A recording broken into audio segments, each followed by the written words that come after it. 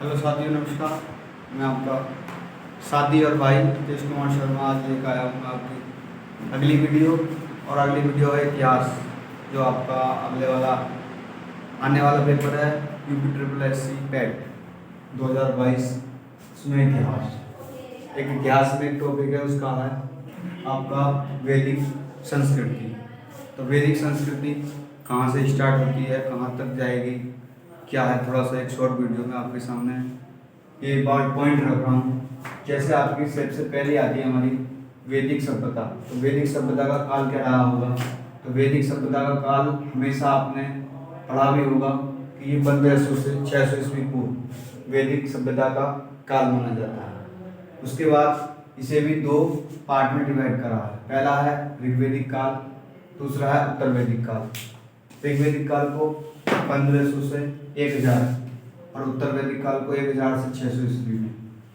अब हम जानते हैं कि ऋग्वेदिक काल का नाम क्या पड़ा था। ऋग्वेदिक काल का नाम में यूं पड़ा क्योंकि इसके अंदर ऋग्वेद की जानकारी है, यानी ऋग्वेद काल में ऋग्वेद का पूरा ही वृत्तांत बताया गया, इसलिए इसे ऋग्वेदिक काल कहते हैं।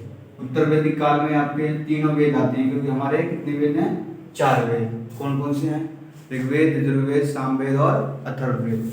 यजुर्वेद, सामवेद और अथर्ववेद आते हैं हमारे उत्तर वैदिक काल में। अब कहते हैं कि वैदिक सभ्यता में वैदिक काल के बाद की आर्य कि आर्य कहाँ से, आर्य का आगमन क्या हुआ, आर्य का मतलब क्या होता है? संस्कृत में आर्य बोलते हैं, संस्कृत में, और उसे श्रेष्ठ भी कहते हैं कि आर्य का आगमन मैक्स मुलर के द्वारा मध्य एशिया से ही माना जाता है। कहाँ से? मध्य एशिया से। इससे अगला पॉइंट आता है कि दयानंद सरस्वती के द्वारा इन्हें कहा गया कि ये तिब्बत के थे। उसके बाद आता है बाल गंगाधर तिलक के द्वारा कि ये उत्तरी ध्रुव से आए थे। अब कुछ लोगों का मत होता है कि ये कहाँ से आए भारत में। तो ये भारत है, भारत में कहाँ से आए? तो इसे पंजाब और अफगानिस्तान, यानी रास्ता कौन सा था? तो इस रास्ते के हिस्से ही इन्होंने प्रवेश करा था हमारे भारत में। एक और आता है कि हड़प्पा सभ्यता, या इसको कह सकते हैं आर्य हुआ, कि इसमें एक था कि सबसे पहले छोटा पद होता था। एक बार गांव में जो छोटा सा कस्बा होता था, जैसे कस्बे में मोहल्ला होता है, तो उसमें कुल होता है, परिवार। सब कुल के बाद ग्राम के बाद 20, और 20 के बाद जन, और जन के बाद एक राष्ट्र, जैसे हमारा देश भारत। तो एक राष्ट्र का निर्माण होता था।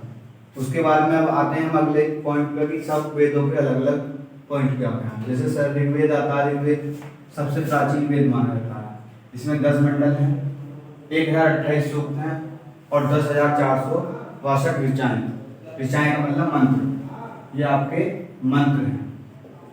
उसके बाद आता है यजुर्वेद। एक चीज पॉइंट छोड़ेगा मैं कि एक सबसे इम्पोर्टेंट है तीसरा मंडल, यानी कि ऋग्वेद में 10 मंडल हैं, तो उसमें तीसरा मंडल में गायत्री मंत्र की आपका जिक्र होता है। गायत्री मंत्र तीसरे मंडल से लिया गया है। इसके जो लेखक कह लो, क्या कहते हैं? विश्वामित्र। उसके बाद यजुर्वेद है। यजुर्वेद यज्ञों के नियम और विधान।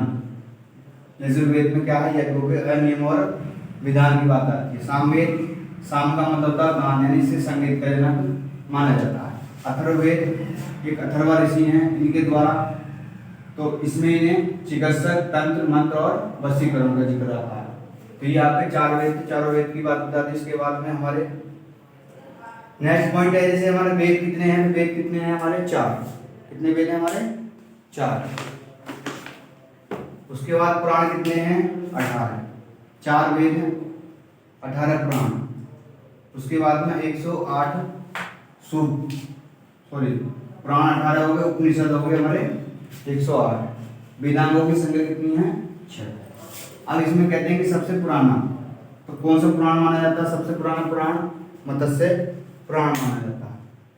फिर बताया कि उपनिषद का शाब्दिक अर्थ क्या होता है? तो उपनिषद का शाब्दिक अर्थ का मतलब गुरुओं के समीप बैठना, यानी ज्ञान जब लेते थे तो उसे हमेशा गुरुओं के समीप बैठना पड़ता था।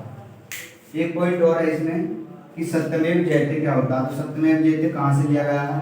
सत्यमेव जयते एक है आपका मुंडक उपनिषद से। अब आता है 4 वर्ण। 4 वर्ण कौन कौन से बताए गए हैं? 4 वर्णों में सबसे पहले ब्राह्मण, दूसरा क्षत्रिय, तीसरा वैश्य और चौथा शूद्र। जैसे ब्राह्मण मुख से होता है, क्षत्रिय हाथ मतलब भाव से कह सकते हैं, भुजाओं से, वैश्य पेट से और शूद्र टांगों से, यानी कि इसे अपने अपने व्यवसाय के अनुसार जाएगा कि ये जो ब्राह्मण लोग ज्ञान देते थे उन्हें ब्राह्मण, जो लोग अपने बल का प्रयोग करते थे उन्हें क्षत्रिय, जो अपना व्यवसाय लोग करते थे वैश्य, और जो छोटे काम करते थे तो उन्हें जो कमजोर वर्ग के थे जिसे कहते थे उन्हें शूद्र बोला गया था। इसके बाद देवता कौन कौन से आते हैं इसमें, तो इसमें देवता आते हैं इंद्र, इंद्र को हम पुरंदर भी कहते हैं, अग्नि, अग्नि का देवता हो गया, वरुण वायु का देवता हो गया, सोम जंगल का, मारुत को तूफान का, सबसे ज्यादा रुद्र क्रोध का, ये आपके देवता हो गए। कुछ नदियां हैं इसमें, वैदिक सभ्यता की नदियों के नाम थे, जैसे अस्कनी, अस्कनी को प्राचीन नाम था, उसका नया नाम जो आया इसका चिनाब है, बहुत इंपॉर्टेंट है, इसका आ रहा है, ये लगा लो इसमें। परसनी को रावी, विस्तृता को झेलम, सदा नीरा पुराना नाम है, इसका नाम है गंडक, नया नाम विपाशा, इसका व्यास, यमुना को कालमनी, सरस्वती को गग्गर नदी। तो ये छोटा सा एक वीडियो था आपके सामने, अच्छा लगा हो तो लाइक शेयर सब्सक्राइब करना ना भूलें। धन्यवाद।